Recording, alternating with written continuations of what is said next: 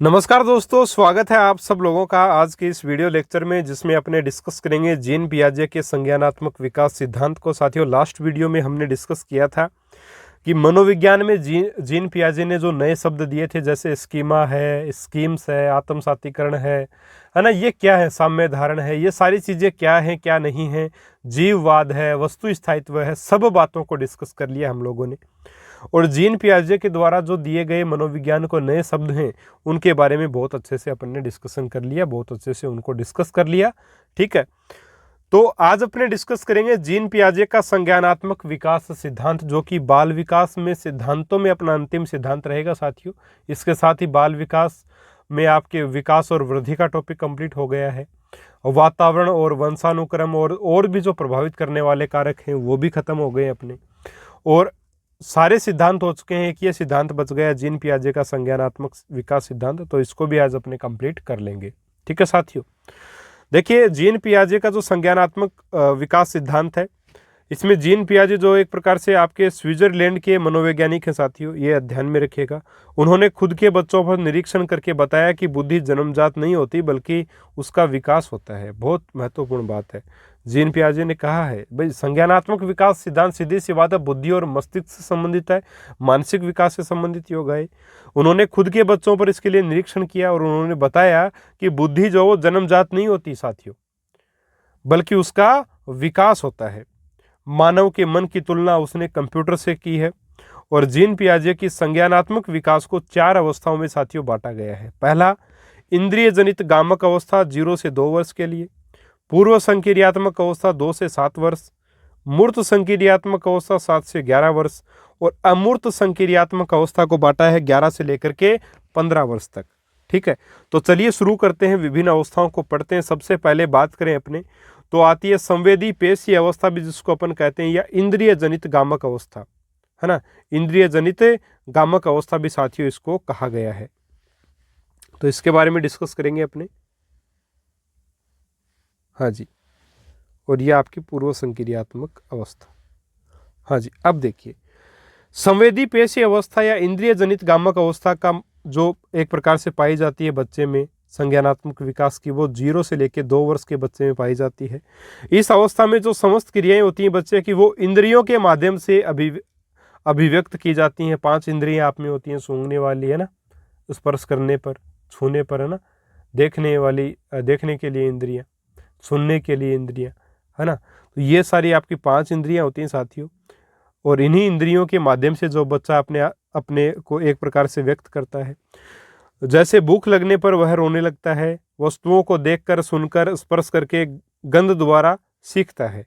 इस अवस्था में शिशु स्वार्थी व स्वकेंद्रित होता है। वस्तु स्थायित्व व लक्ष्य निर्देशित व्यवहार जो उसमें होने लगता है साथियों, है ना, यानी वस्तु स्थायित्व का भाव आता है इसमें, और लक्ष्य निर्देशित व्यवहार भी साथियों बच्चा करने लगता है। ठीक है, ये बातें महत्वपूर्ण हैं। चलिए आगे बात करें पूर्व संक्रियात्मक अवस्था की, जो कि 2 से लेकर के 7 वर्ष के बच्चे में होती है। इसमें अभिव्यक्ति का माध्यम साथियों भाषा होता है। पूर्व संक्रियात्मक अवस्था में वस्तुओं को पहचानना बच्चा शुरू कर देता है। भाई 2 से लेकर के 7 वर्ष का बच्चा वस्तुओं को पहचानना शुरू कर ही देता है, क्या दिक्कत है उसमें, सही बात है बिल्कुल। दूसरे शिशुओं के खिलौनों से वह खेलने भी लगता है।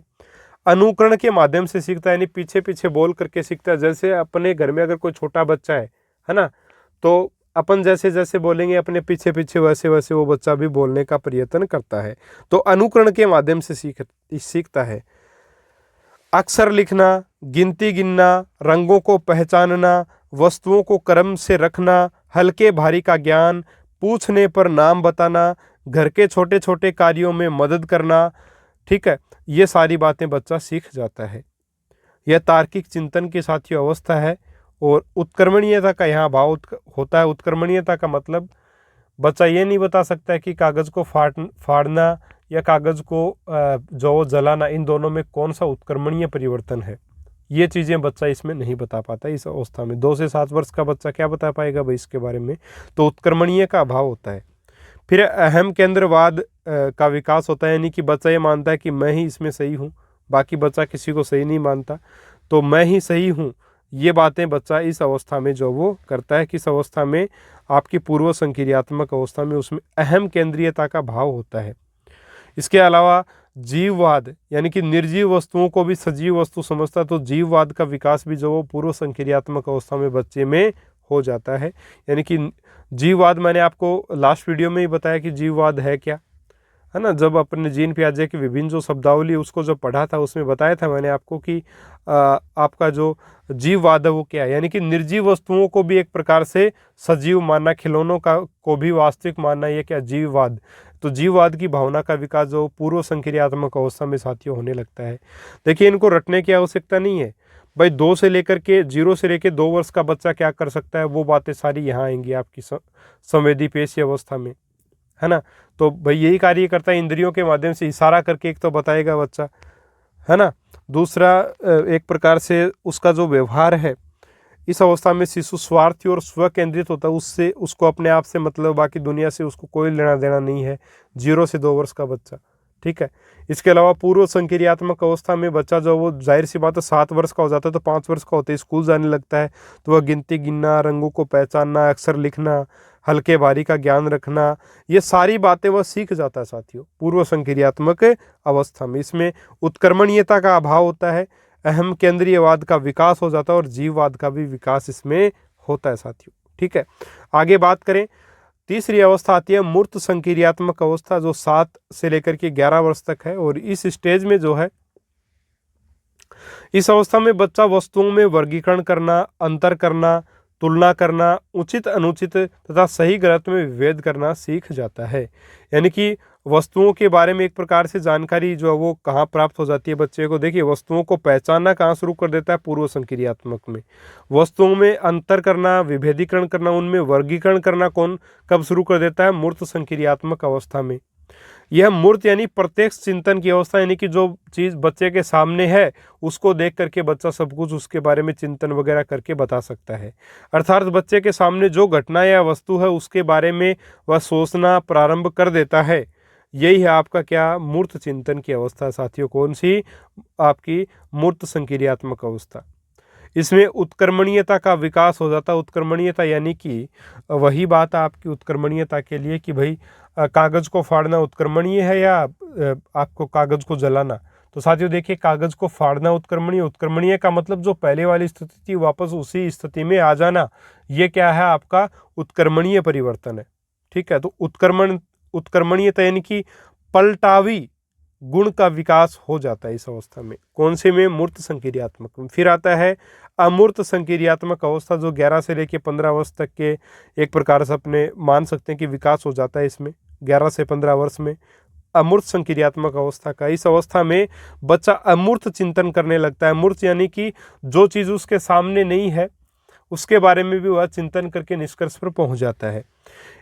अर्थात इस अवस्था में कल्पना शक्ति, विचार शक्ति, निरीक्षण शक्ति, तार्किक शक्ति व समस्या समाधान आदि का पूर्ण रूप से विकास हो जाता है।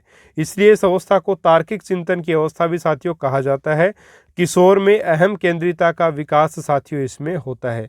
किशोर अहम केंद्रिता का विकास कौन सी अवस्था में होता है, अमूर्त संक्रियात्मक अवस्था में साथियों होता है, किशोर अहम केंद्रिता का विकास, ठीक है साथियों। तो ये सारी बातें हैं जो आपको ध्यान में रखनी है मूर्त संक्रियात्मक अवस्था में। और आपकी अमूर्त संक्रियात्मक अवस्था में, जैसा कि नाम से स्पष्ट है, अमूर्त चिंतन करने की अगर योग्यता है बच्चे में तो वह अमूर्त संक्रियात्मक अवस्था वाली स्टेज में है, ठीक है, जीन पियाजे की। अगर ये उसमें नहीं है, एक प्रकार से ये प्रॉपर्टी उस बच्चे में नहीं है या गुण जो है वो बच्चे में नहीं है ना, सिर्फ बच्चा जो है वो साथियों मूर्त वस्तुओं का ही अगर चिंतन कर पाता है, सामने जो मूर्त वस्तु मतलब जो वस्तु बच्चे के सामने उसको बोलते हैं अपन मूर्त वस्तु, अगर केवल उसी वस्तु के बारे में वो चिंतन कर सकता है तो फिर उसमें जो वो मूर्त संक्रियात्मक अवस्था में आएगा। तो ये सारी बातें साथियों, और बहुत महत्वपूर्ण वीडियो है, जो सारी बातें लिखी हैं, हर एक चीज़ महत्वपूर्ण परीक्षा की दृष्टि से। तो एक भी पॉइंट छोड़ने की कोशिश बिल्कुल भी ना करें, बड़े ध्यान से इनको आप पढ़ें, तभी साथियों एक प्रकार से अच्छे से सारे क्लियर होंगे। और अपने मिलेंगे साथियों अगले वीडियो में एक और शानदार टॉपिक के साथ। तब तक के लिए नमस्कार, जय हिंद, जय भारत।